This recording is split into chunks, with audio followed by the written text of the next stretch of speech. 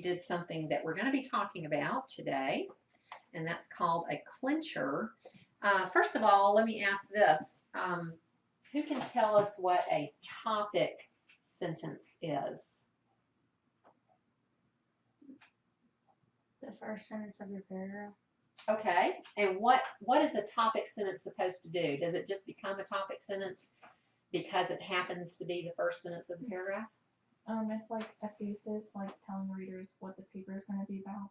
Right, it tells the reader what that particular paragraph is about, right? It tells them what the topic of the paragraph is. So readers have a really hard job. They have to be able to look at thousands of little marks on a page and to be able to decipher them so that they can understand what the author is trying to say. And so an author who wants to help his reader will give different kinds of clues in the midst of his writing to help the reader with their job of deciphering what the meaning is. And one of those clues is what we call sentence is usually the first sentence of the paragraph, and it will clue the reader in to what the rest of the paragraph is supposed to be about.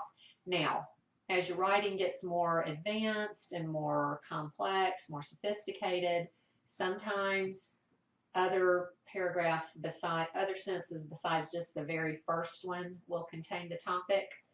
Sometimes you'll have a small sentence that will sort of introduce the topic before you actually tell what the topic is. But we're not going to do those kinds of sentences in this class. So in this class, our topic sentence will always be the first sentence of the paragraph. Does that make sense? We don't want to leave it up to the reader to have to figure out which one it is that's the actual topic. So we're just going to tell them by putting it in the first sentence.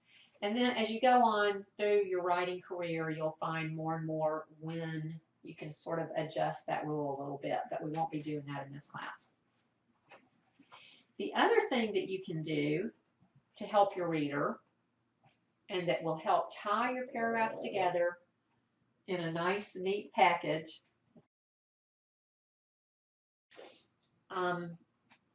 is called the clincher sentence. The clincher sentence is going to be the last sentence of the paragraph, and it will repeat 2 or 3 words from the topic sentence that will help your reader remember what your topic was about. Sometimes when you're telling all the information about your topic, sometimes either the reader will sort of lose track of things, sometimes the writer sort of loses track of things, and a clincher sentence brings everything back together at the end of the paragraph to remind your reader and to remind you as the writer what the point was of your paragraph, okay? So it doesn't have to be 2 or 3 exact repeats of the words. It can be synonyms or a group of words that remind you of something from the topic sentence. And we'll look at some examples of that here. If you look on page 24, now everybody turn to page 24.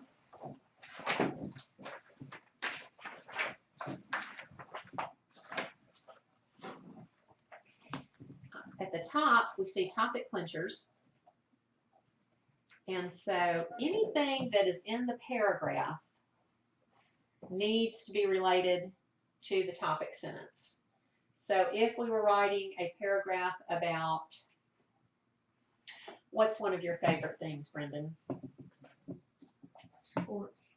Okay, what sport? Baseball. Okay. If Brendan was writing a paragraph about baseball, and it was very obvious from his first sentence that the topic was baseball, we would not expect to find a football fact in the middle of his paragraph, right? So the way the topic sentence works is it kind of functions as an umbrella, and under that umbrella, here's the topic, it's the umbrella. Under that umbrella, anything that is under that umbrella has to be related to that topic. So if all of a sudden a sentence about some football player appeared in the paragraph, then that belongs outside of the umbrella. It does not belong in the paragraph about baseball.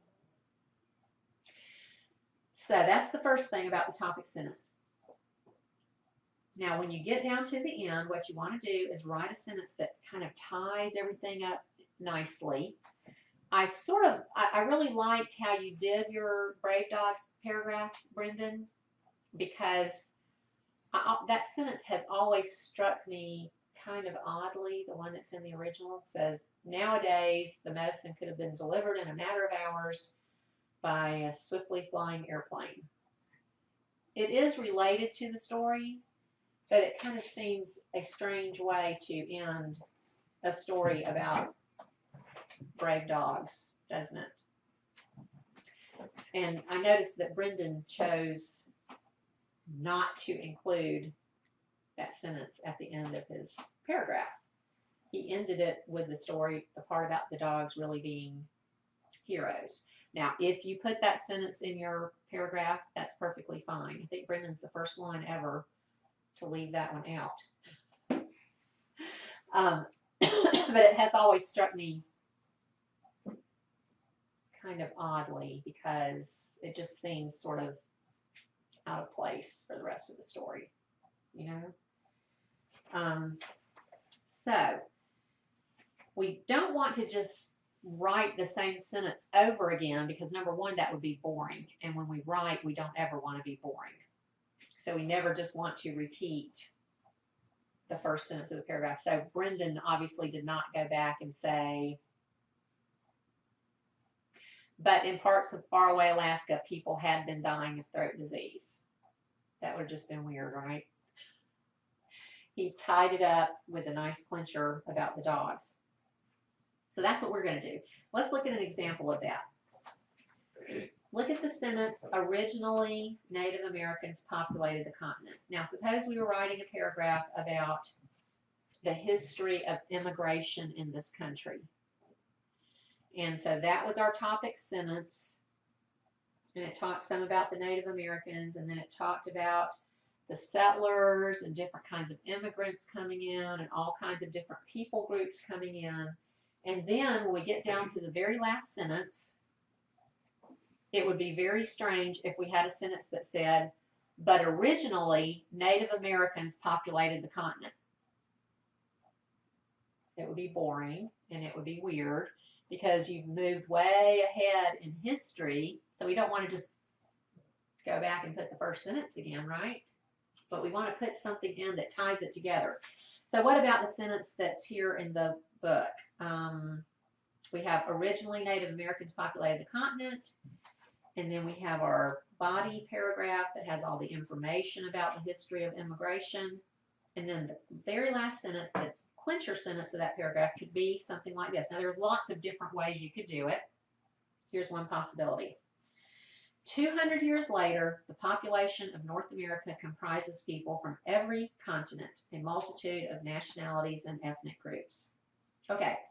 Do you see some words in those two sentences? I've bolded some words that are related to each other one way or another. Are there any words in those two sentences that are exactly the same in both sentences?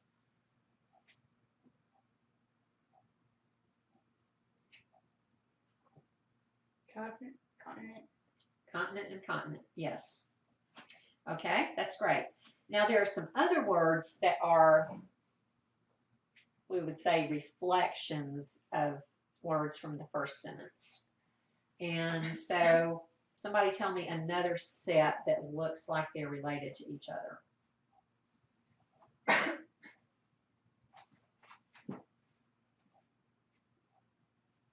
Population of North America and Native Americans populated. Okay, that's great. So we've got populated, population. You could say Native Americans in North America. That's a great combination. I never have really thought about that one. Or you could say Native Americans and people. Or you could say Native Americans is related to nationalities and ethnic groups. That sort of got my brain going there just now. So there are a lot of possibilities there for making a very strong clincher sentence. And I just noticed another one that I've never really noticed before. And that is the first word in the first sentence and the first set of words in the second sentence. Now, these obviously are not synonyms. They don't mean the same thing, and yet they're related to each other because of time order. You see what I'm talking about? What does the word originally mean? At first. Yes, that's a time order word, okay? And so what are the group of words at the beginning of the next sentence? 200 years later. So we have these sets of words, originally and then 200 years later. You see how they sort of go together? Especially since this is a history paragraph, we have it the beginning of the historical period that we're talking about and later in the historical period. So I just noticed that. I've never noticed that before.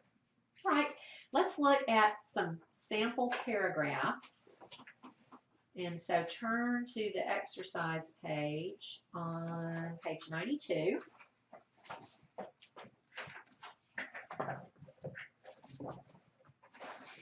I'm sorry, but when I'm talking so much, I get really thirsty. So.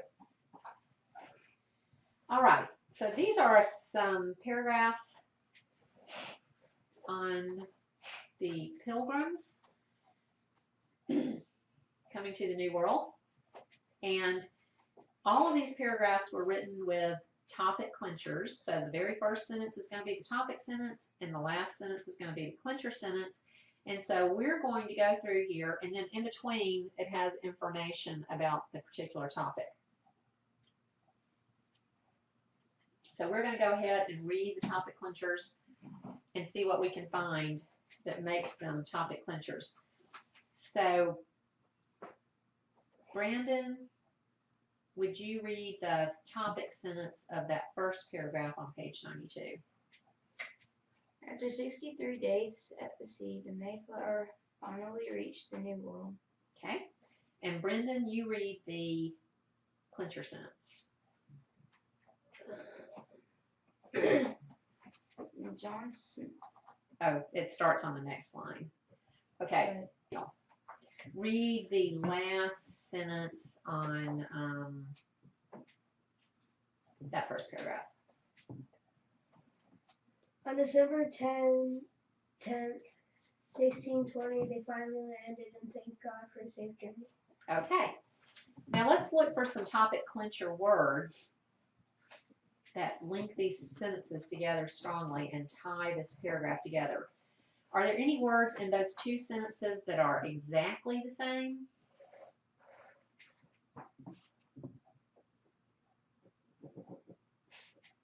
Yeah. There's actually one word that's exactly the same in both sentences.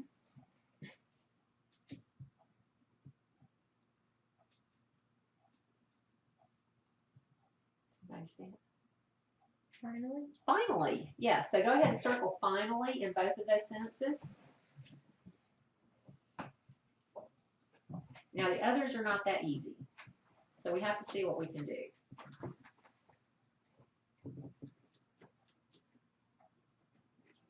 One that I saw was landed and reached. Yes, I totally agree with that. Landed and reached. Circle those.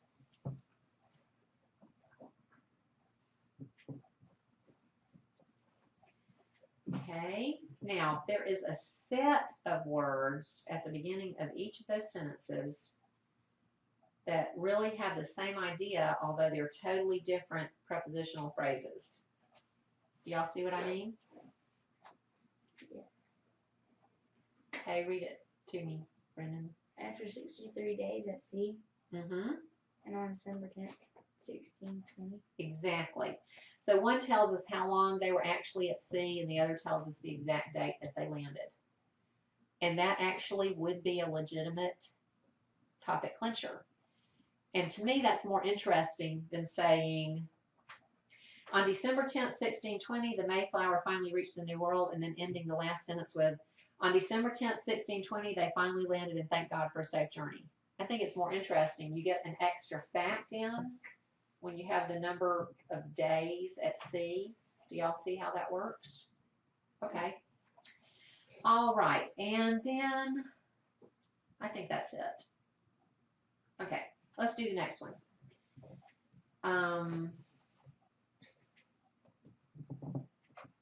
Okay. You girls read the first and last sentence for me. You can start. The first winter was colder and more difficult than any the Englishmen had ever experienced. Okay. The Pilgrims prayed continuously for help to persevere through that dreadful winter. And persevere, that word means to keep going. To keep going. Okay, great. All right, so are there any words that are exactly the same in those two sentences? Winter. Ta-da! Yes, winter and winter. Now, the rest of them are not as obvious, but they're there. Dreadful and difficult. Yes. Dreadful and difficult. Englishmen and Pilgrims. Yes. And then there's another one that is, they're verbs, and one of them is a passive verb. It's somebody's just having something happen to them, and the other one is an active verb. They're actually doing something. Does anybody know what I mean? Experience and through. Experienced is the one in the first sentence. And they prayed continuously. Well, pray could be it. I was thinking of Persevere. persevere. Okay, so in the first sentence, they're just, it's happening to them. In the second sentence, they're persevering. They're keeping on. Right? Good. All right. The last paragraph, I'll let you boys do the topic and clincher reading. All right. Why don't you let you go with the topic sentence, Nathaniel? Then in the spring, some Indians visited Plymouth and helped the Pilgrims. Okay, and then Brendan. Together, the Pilgrims and Indians celebrated the first Thanksgiving in the New World. This has quite a few choices for topic clinchers. This is a very strong topic clincher. The more words there are that are related to each other in a sentence, the stronger the topic clincher is. You can have one with just two sets of words, but if you can get at least three, that's better, and sometimes you can get even more than that. So let's have some recommendations of which ones of these are topic clincher words. Pilgrims, Pilgrims, Indians, Indians. Yes. New World, Plymouth. Yeah, great.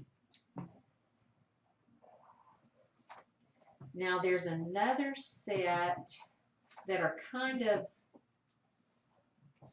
they're not exactly opposites, but they're sort of opposites. This is a little more subtle. Anybody know what I'm talking about?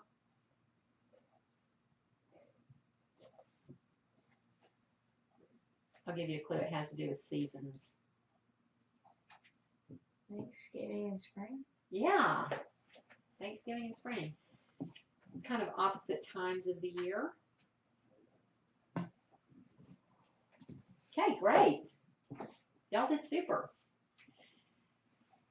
Now what we're going to do for homework, if you look right next to this page on page 93, there are 4 different paragraphs. Horses, stars, the ear, and eggplant. And you see a different, you see a line after each one. And that is a place for us to write in ideas for topic sentences. And I think we'll do our style stuff first, and then we'll go back and work on this if we have time. But what you're going to do for homework this coming week is pick 3 of these 4 paragraphs. You're going to keyword outline them and rewrite them.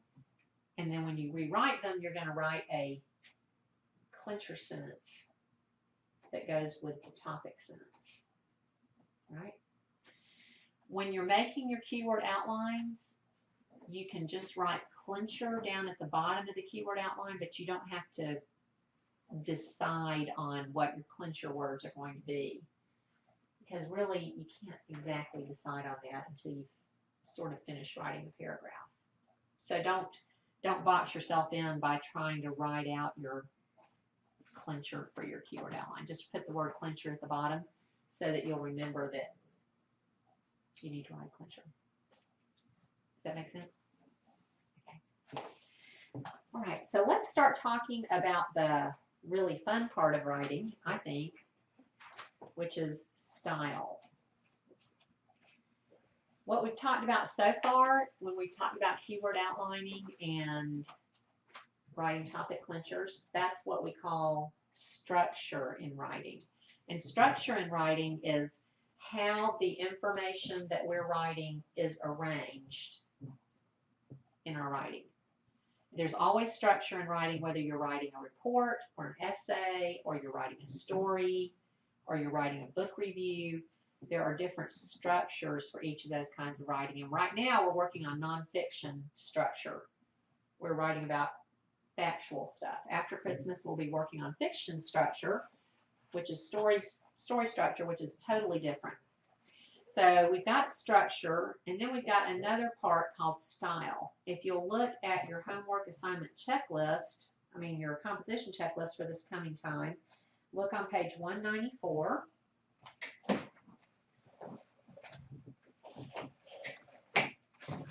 And for the rest of the year, this is how your composition checklists are going to look, except the style section is going to get a lot more involved. There are always two parts to the composition checklist. We have the structure part, that's the part about how the information is arranged. And then we have the style part, which is what we're going to do to make our writing sound better. Because writing, style in writing isn't what you say, it's how you say it. Now I know probably all of you have had the experience of reading something that wasn't very interesting. And a lot of the time it's not because the information is not interesting, it's because the style is not interesting. Have any of y'all ever read things that you just thought were just boring the way they were written? Yeah. Sometimes textbooks can be that way, especially. It's like they take all of the fun out of the writing. So we want to learn to do things that will make our readers want to read what we have written. Somebody that uses really good style can make something interesting even if the reader isn't particularly interested in the subject. I used to read a magazine sometimes at work when I was a long time ago, before I had kids, when I was working. If I forgot to take something to work to read, I'd go looking through the magazines at work, and there was a magazine called Field and Stream. And it was all mostly about hunting and stuff like that, hunting and fishing and that kind of thing. And the writing was really good. I once sat during lunch and read a long article about how to call turkeys. Anybody here ever been turkey hunting? Well, apparently turkey hunting is really hard because turkeys are so skittish. It's hard to find them, and it's even harder to catch them. And so one thing that turkey hunters will do is use a thing called a turkey call. Y'all have probably heard of Duck Dynasty. They make those duck calls, right? Well, these are turkey calls, and they sound like turkeys. And I couldn't tell you what one sounds like. I've never heard it. But it was very interesting. It was full of interesting information about turkeys and about using a turkey call and about being out in the woods. And I don't hunt. I've never been hunting one time in my entire life, although I have family members that hunt. Now, why would I sit and read an article about turkey hunting? turkey calling. I wouldn't, except that it was really interesting the way it was written. And that's what great style will do for your writing. It can compel your reader to read what you have written, even if they don't really care about your subject, which I think is pretty interesting. If y'all know how little I care about that sort of thing, you would realize how great that writing must have been, writing about turkey calling. So we're going to learn how to make our writing sound more interesting by using great style. And let me just tell you one thing. Look at page 52. We're going to talk about some really basic things here quickly before we approach the real style stuff. Just things you can do to make your writing sound better right away. One of these, and we'll be talking about these things all during the year, but one thing is avoiding repeated words. So if you wrote the thing about brave dogs save lives, you wouldn't want to use the word dog in every sentence because it gets tiresome for your reader to keep reading the same words over and over again. Now I noticed that Brendan put the word huskies in there. That was a great way to add some more information and also to change things up a little bit. Variety is really important in good writing style. Another thing is avoiding the word I and the word you. And those are really hard things to do sometimes, but unless you're writing an article that's supposed to be about yourself, you never talk about yourself. You don't ever say I think or me or my, and you don't even talk about we and try to talk about yourself as a part of a group. Also, the word you is forever banned in this class. It's the easiest thing in the world to write the word you.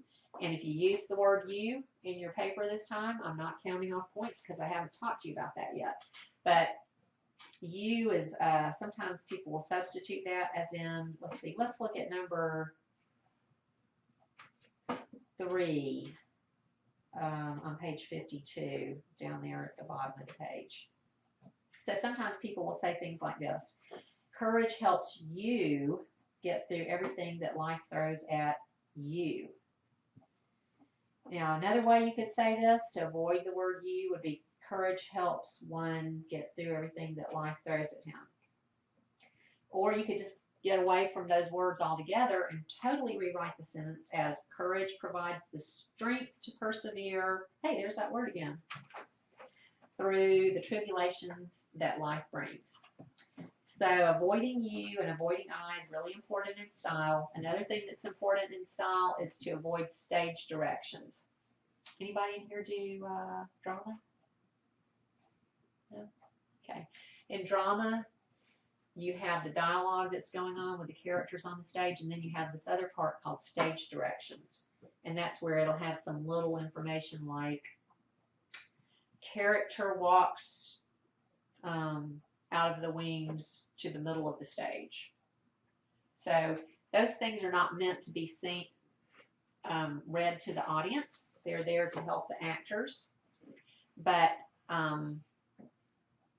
you want to make sure that you don't want your audience to be given stage directions. And this is an example of stage directions. This paper will be about my 3 topics of this report are blah, blah, blah. First of all, it's really boring. And second of all, you're right. Your reader doesn't need to be told that they're reading a paper.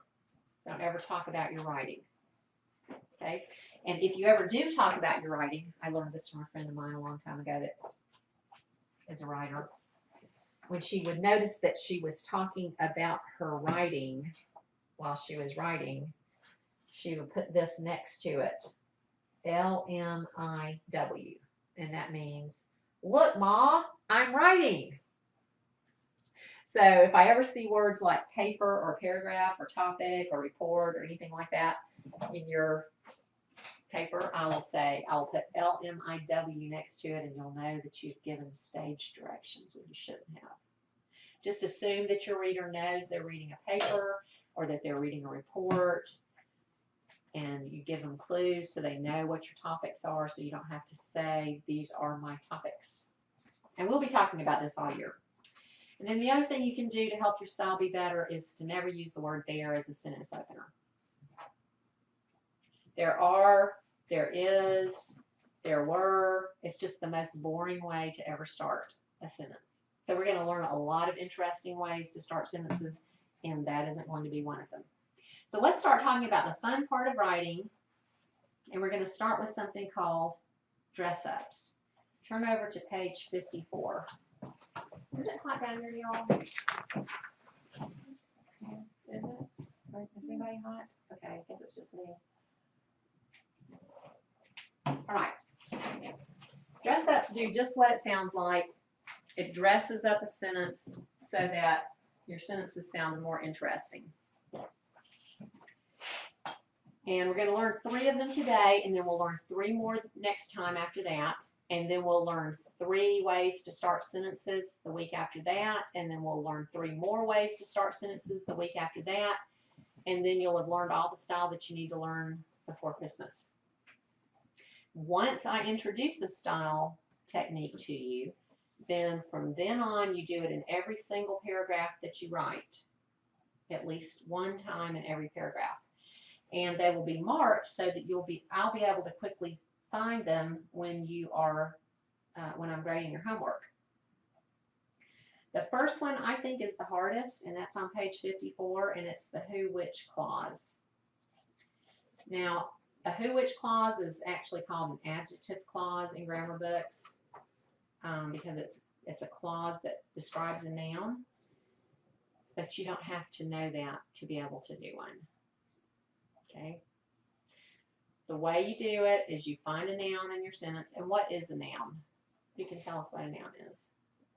Person, place, thing, or idea. Ta-da! Yes. A person, place, thing, or idea is a noun.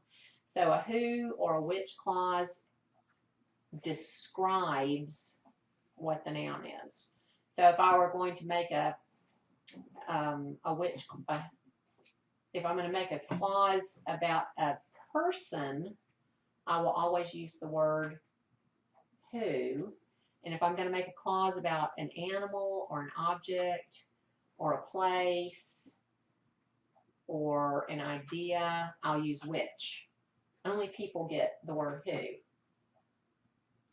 Unless. Have you noticed that in grammar there's always an unless? We call those exceptions. Unless the place, thing, or idea is personified. Have y'all ever read stories like the Aesop's Fables, where you have talking animals and animals that act like people? And okay, that's what we call personification, when something that isn't a person acts like a person. In that case, you would use the word who. Also, it turns out that if you name the animal, it just doesn't sound right if you use the word which. So, for instance, if I wanted to write a sentence with a who, which clause about Pippin, if I'm going to call him the dog, I use the word which. If I'm going to say Pippin, I have to use the word who. Because listen to this. The dog, which had been anxiously awaiting the arrival of the students, was finally exhausted and fell asleep on the classroom floor.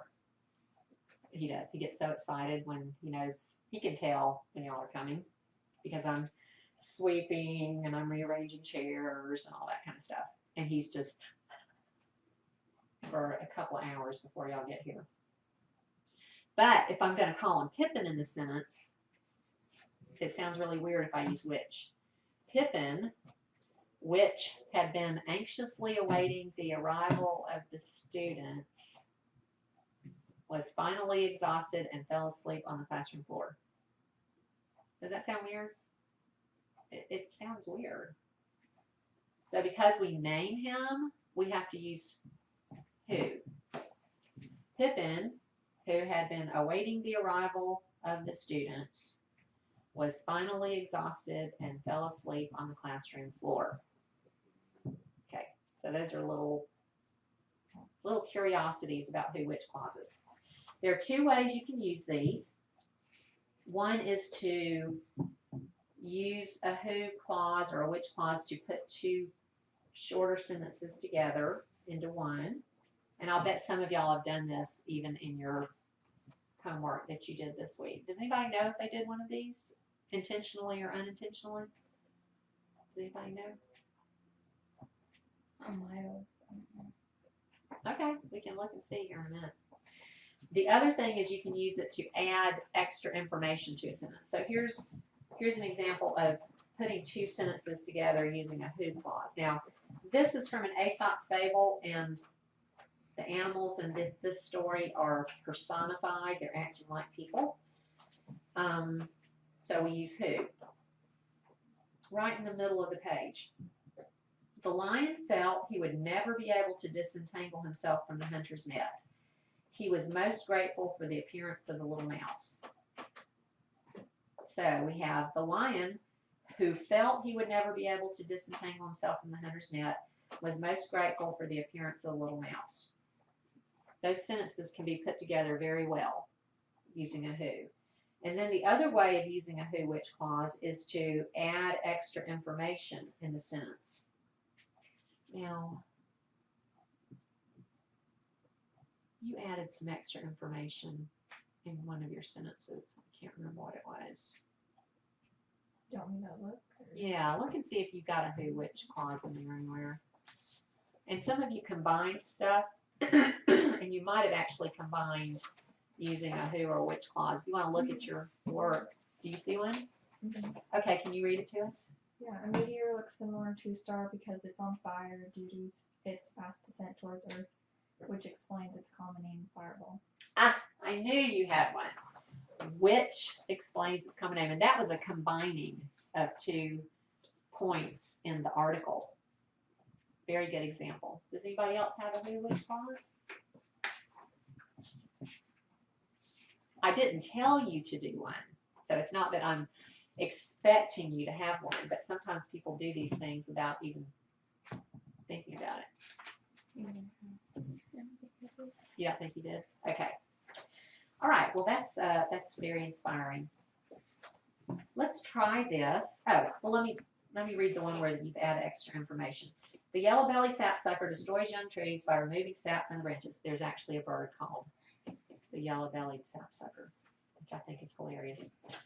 So if you were writing your paragraph and you realized all of a sudden, I don't have a who which clause, you could put one in by adding some extra information.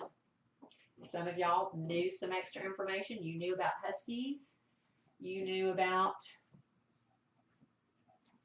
something that you had in that sentence. Fireball. Okay. So the yellow-bellied sapsucker, which is native to Canada and the northern United States, which also explains why we don't really know about them down here, destroys young trees by removing sap from the branches. Notice that those who which clauses are set off with commas. Okay? If you don't need a comma, then the word that you need probably is that. I'm not going to belabor that at this point. That's too much information, but we'll be talking about that as we go on this year. So let's try some exercises for this. Turn to page 98.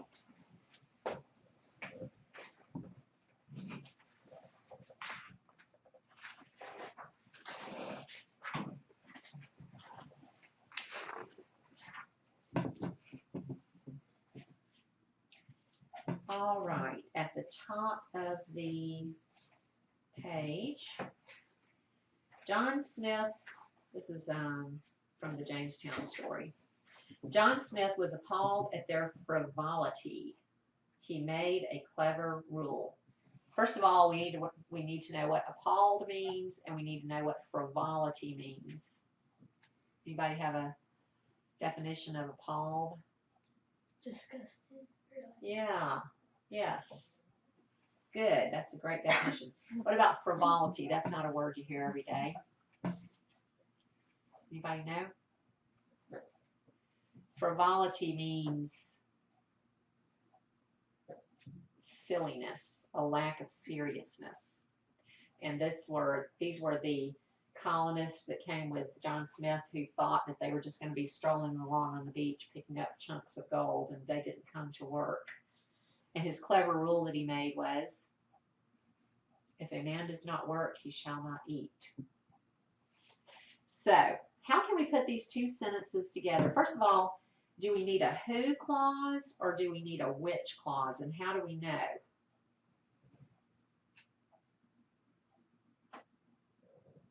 You remember how I told y'all you knew whether you use who or which? The like proper noun, the name. Yes, if it's a person, we use Who? who. Okay, so we're going to try to put these two sentences together using a who clause. John Smith was appalled at their frivolity. He made a clever rule. How can we put those two sentences together using a who clause? Does anybody have an idea?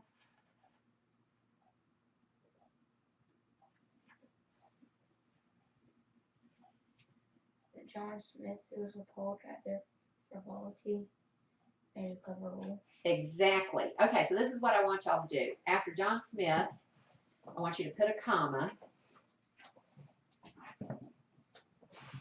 I should stretch this sentence out to make this a little easier to do. And then after that, put a little up arrow and write who above it. John Smith, who was appalled at their frivolity. Now, this is going to be one sentence, so we don't need a period here. Just draw a comma over that period. And the last thing we have to do to make this into a correct sentence is what you did. What did you do there? Cross out the he. Cross out the he. So we add a who or a which, and we get rid of the subject of the next sentence. John Smith, who was appalled at their frivolity, comma, made a clever rule. Sometimes when I see students first start doing this, they'll get the who clause in there, but they'll forget to take out the subject of the next part of the sentence, and then it'll be incorrect. So make sure you take that out when you write yours. Okay, the next one. John Smith knew how to trade with the Indians for food. He helped save Jamestown. I'll just give you a minute just to look at that and think about it.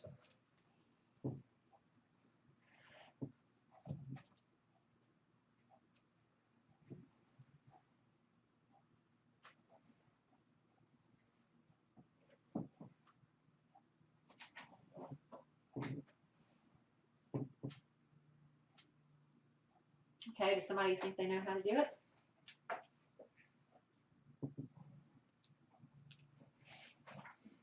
Who has a guess? Same thing. Okay, Nathaniel.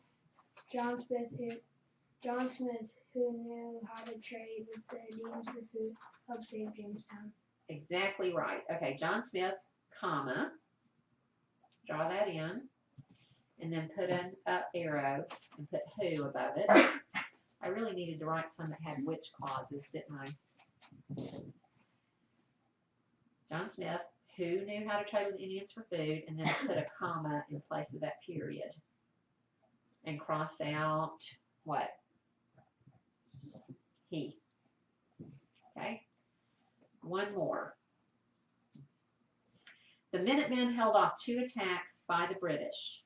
They lost the 3rd attack.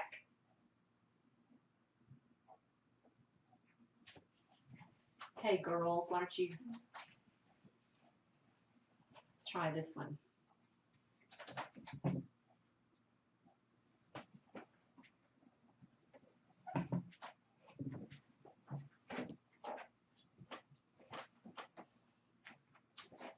The Minutemen, which? Is that Well, right? actually, it'll be who because they're people again. So, yeah, okay. So Okay. now, Okay. The Minutemen who held off 2 attacks by the British lost the 3rd attack. exactly. The Minutemen, comma, who held off 2 attacks by the British, comma, lost the 3rd attack. Yeah, even though it's a group and it's kind of an abstract. I got confused because naming. of like the dog, you say which, and Yeah. Well, since we know that that's a group of people, we just go ahead and assume it's two. That's a good point though. You were being a purist about it. All right. The other way to go about doing this, add some extra information to a sentence in the middle or either at the end of the sentence. Here's an example. The settlers began clearing the land. Now, if we needed to put in a who or a which clause, I did all who clauses. I really do need to go back and fix this. The settlers who blah, blah, blah, blah, blah, blah, blah, began clearing the land. Now, I don't care if you get this historically correct or not, but probably all of you have had a little bit of history of some people group that has to come in and clear land. So what extra information could we put in here? Needed food. Great. The settlers who needed food began clearing the land. Okay, what are some other things we could say maybe about settlers? I said the settlers who wanted to build a shelter began doing Perfect. a fortress. The settlers who wanted to build a shelter or who wanted to build a fortress. Great. One I'm thinking of is the settlers who wanted to, the settlers who were facing a winter, were facing winter very soon, began clearing the land. There's a lot of different ways you could say this. This one should be very easy for everybody, so I'm just going to let you sit here and think of it, and I want everybody to say one. Don't poison each other's minds. The students groaned. This should be easy because normally students have had the experience of groaning about something, and so it shouldn't be that hard for you to think of it. The students who blah, blah, blah, blah, blah, blah, blah, groaned. So just think of one, write it down, and we'll share them in just a minute.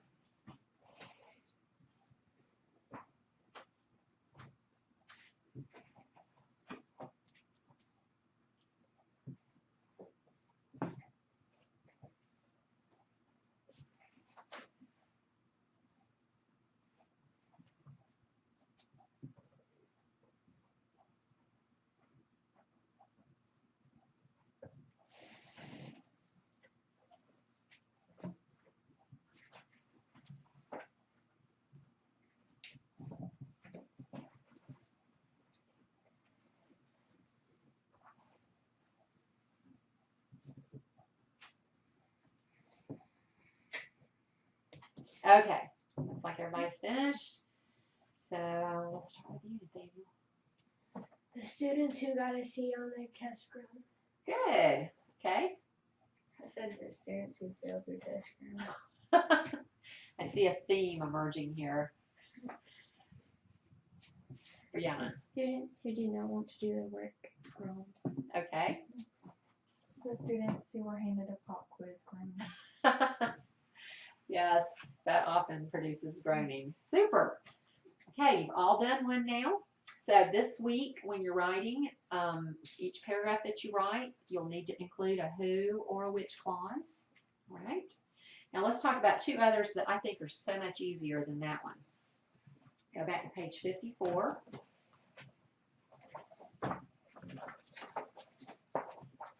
An adverb is a part of speech. It's a word that describes a verb. We say modifies a verb, but what that means is it describes a verb. An adverb answers how or when or where some kind of action is done. And we're going to particularly focus on ly adverbs as a style technique. And so, for instance, here's one. John ate. How did John eat? John ate ravenously.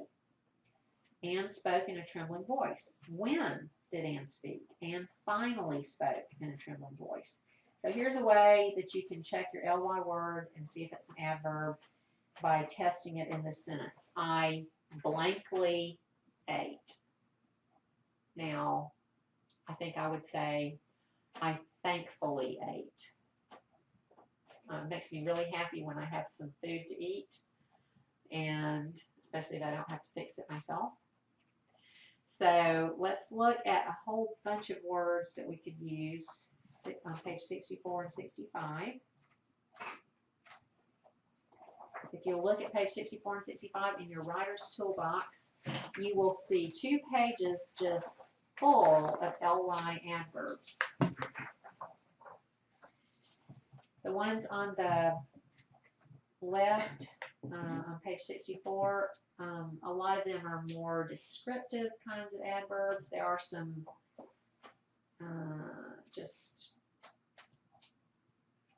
other kinds of adverbs mixed in, but then I call the ones on page 65 the report adverbs. They either describe the rate that something was done, the time order, the frequency, the sequence, and there's other different kinds of ly adverbs that you can sit here and study and see which kind actually is needed for your paragraph. They're very, very helpful. But let's look at page 64, and these are by no means all of the ly adverbs there are in the world. So if you ever come up with some others that you like, or you read them in a book, and you want to make sure you can save them and use them again, you can just write them down here at the bottom of your list, so you'll have them available. I like collecting words, and here's a whole bunch of words we collected over time in writing class, and I see one ly up there. Expeditiously. Let's see, is that on my list? It's not. Right here. Expeditiously. That means to do something quickly and efficiently. It's a great word. So there are lots of ly adverbs, and collecting them is kind of a fun thing to do. So I want you to look through this list and find an ly adverb that would describe you eating under a particular circumstance, or how you normally eat, or maybe it's how you would eat after doing a lot of schoolwork, or doing some kind of heavy physical activity, or after you haven't eaten for a long time. So everybody's going to find one, and we'll put it in this sentence. I somethingly ate.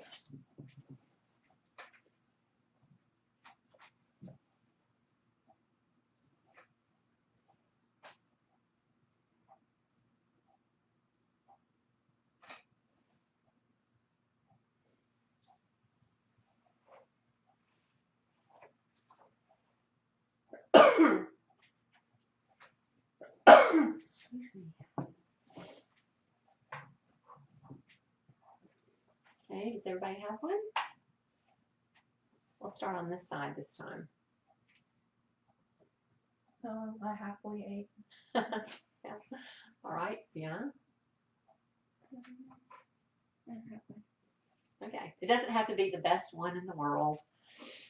Brendan. Said I'm ferociously. Okay, and Nathaniel. I noisily ate. Okay, now we have some people in our family that eat that way. Are you ready?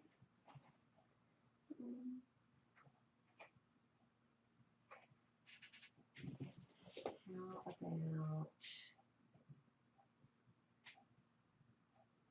I simply ate. Oh, okay.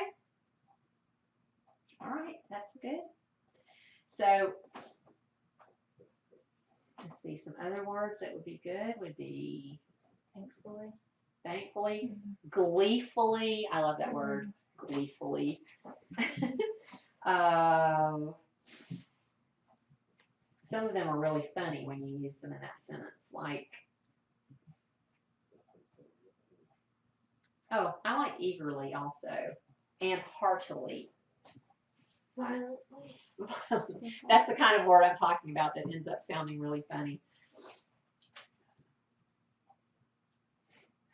I like the word slyly too. That kind of gives you a funny picture in your mind, doesn't it? Now, some words, even though they have LYs on the end, they're really not adverbs. They're adjectives, and you can tell when you try to put them in that sentence. So, see them in the box there? They're all adjectives. I queenly ate.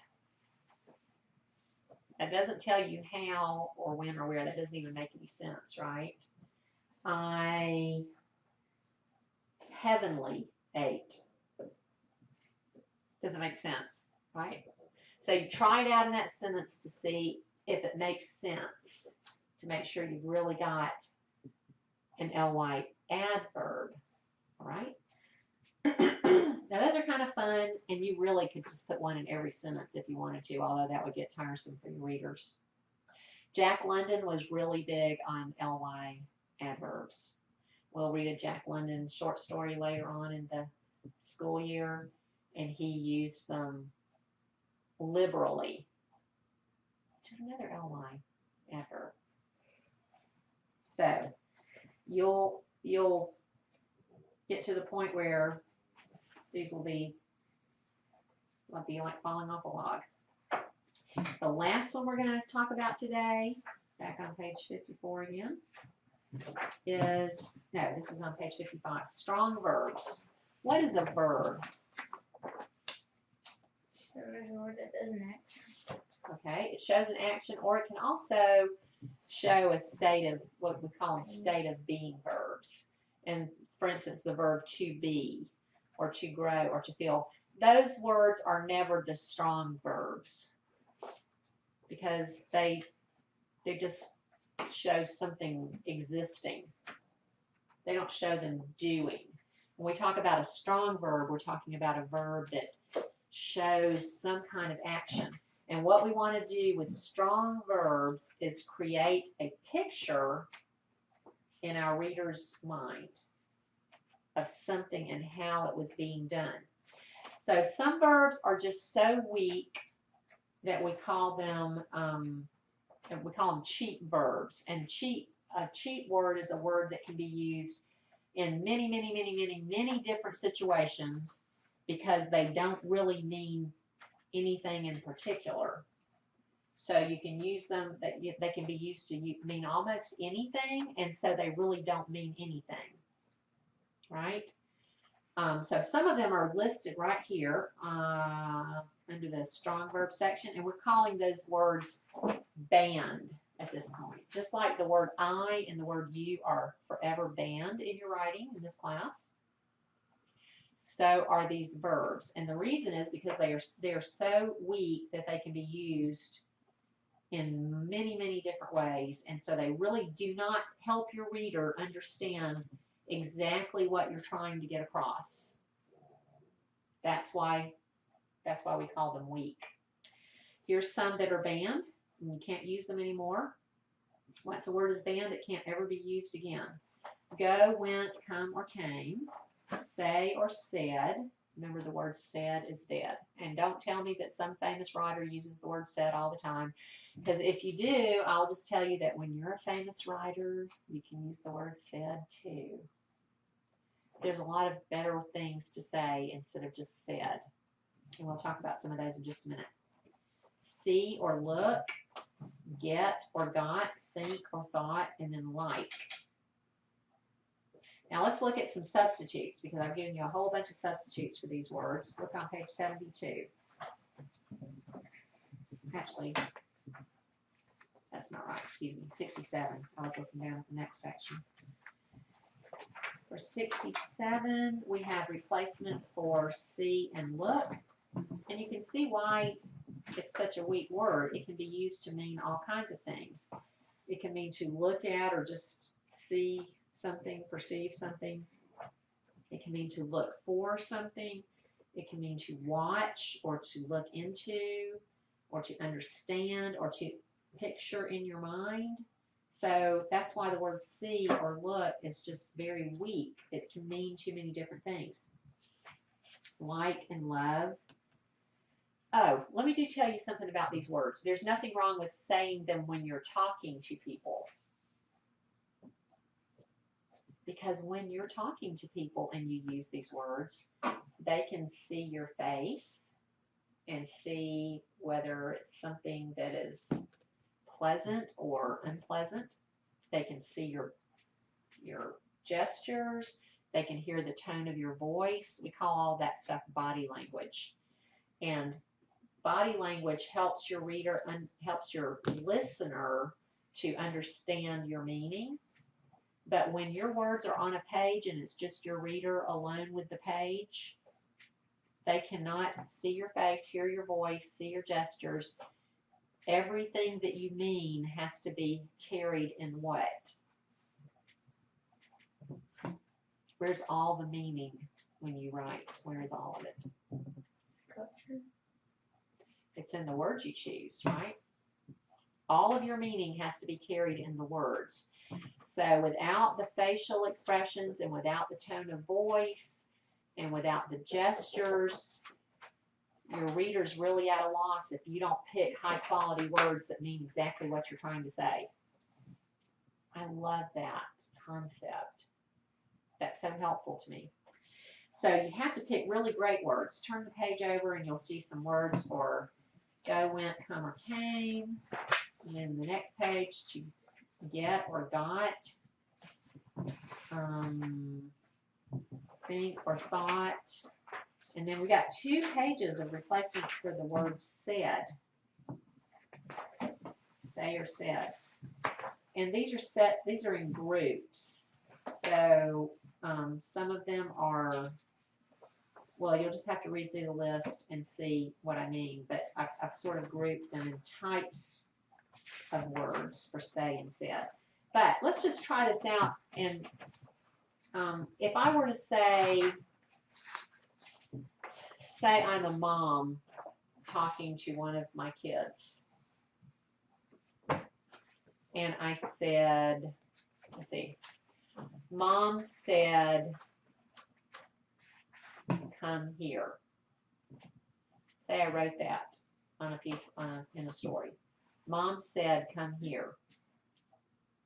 How did she say it?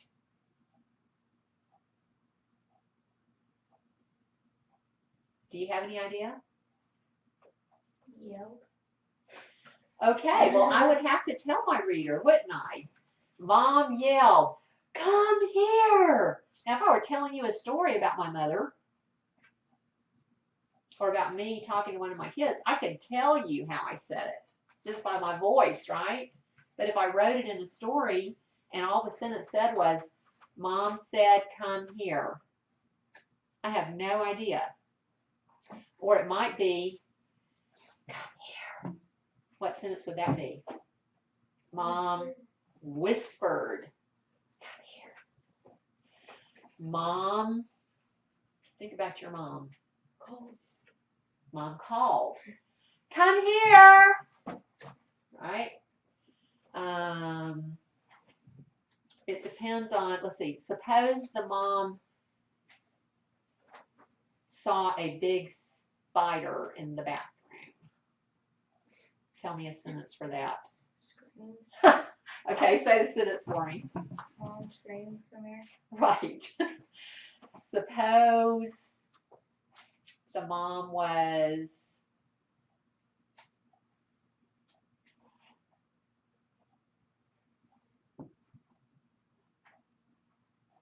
I can't think of anything else. Give me some more ideas.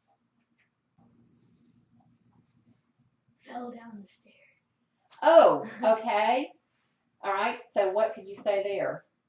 See, she would be hurting probably. Whimpered. Excellent. Okay. Y'all got the idea.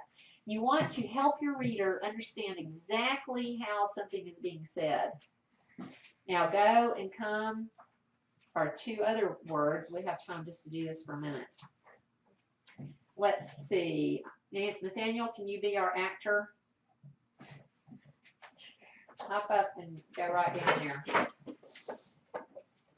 All right. We're going to tell Nathaniel, what if I just wrote the boring sentence, Nathaniel came, let's see, move puppy. If I wrote the boring sentence, Nathaniel came into the room.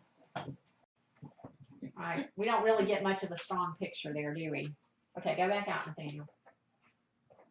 All right, y'all find something and don't make it too hard, like, you know, cartwheel. There's really not room for cartwheeling there.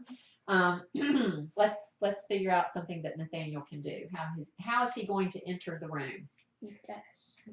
He dashed. Nathaniel dashed into the room. Okay, there you go. All right, go back out. Somebody else give Nathaniel something to do. Tiptoed. Nathaniel tiptoed into the room. There you go. All right, and we'll have one more. Actually, we'll have two more because I'm going to do one also. Sneak. Oh, Nathaniel sneaked into the room. Is it sneaked or snuck? Y'all ever kind of forget a word sometimes? All right, sneak, Nathaniel. Oh, very good. Yeah, I think you could be doing some drama there, Nathaniel. Let's see. Have you done one? No, he stormed into the room. Nathaniel stormed into the room. Okay, you look too happy to be storming there, Nathaniel. All right, I'm going to give you one more too.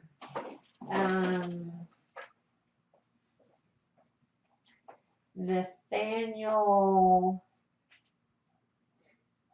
galloped into the room. All right, let's give him a hand. Good job. All right, so when you use a verb, you want to help your reader. You want them to get a strong image or picture in their mind. Or a strong sound, like when we're using the word say or said. Or a strong, basically any verb that you use, help your reader to get a strong sense of taste, smell, touch, sound, or sight. All right? Okay. So these are really fun. Now the way we show these, and I've got to let y'all go in just a minute, but I realize that clock's a couple of minutes fast. The way you show this is look back on page 54 again. These words get underlined, and then you bold the words so that they show up very well. If you look on page 54, all of the dress-ups that I have on here are underlined in bold. And what this does is I really do check your work to make sure you really did each one of these in every paragraph. So I read through your paper, I make sure you have the structure things, and then I read through your paper again, and I make sure you have each of the style things. And it just makes it much quicker for me to find it. And sometimes if they weren't marked, I would just think, oh, well, they didn't do it. So this is why I have you mark it. Take your little tab that you had on assignment number 1 and move it to assignment number 2 on page 193. Move it over one page.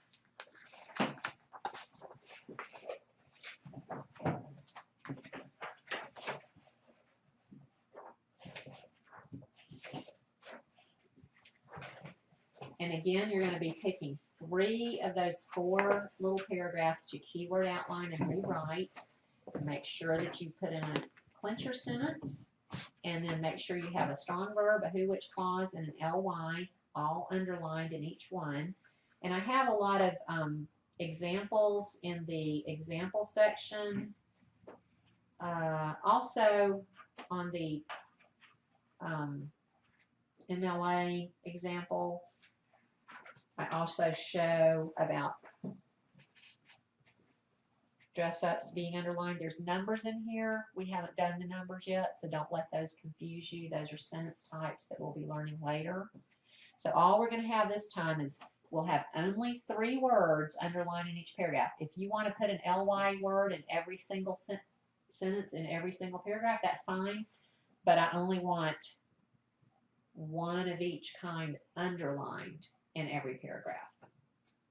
That way, I'm looking for 3 underlines and I'm checking to make sure you have one of each kind in every paragraph. So carefully read your assignment sheet and carefully use your composition checklist to make sure everything is done. And let me know if you have any kind of questions, because sometimes these things can be confusing, especially at the beginning. And I'll be glad to answer it, and then I'll let the class know if it's something that I feel like probably needs to be explained to everybody. Any questions now? Oh, y'all read your homework for me. Thank you. Thank you for your participation, and I'll see you in 2 weeks. And I'll hear from you if you have any kind of problems.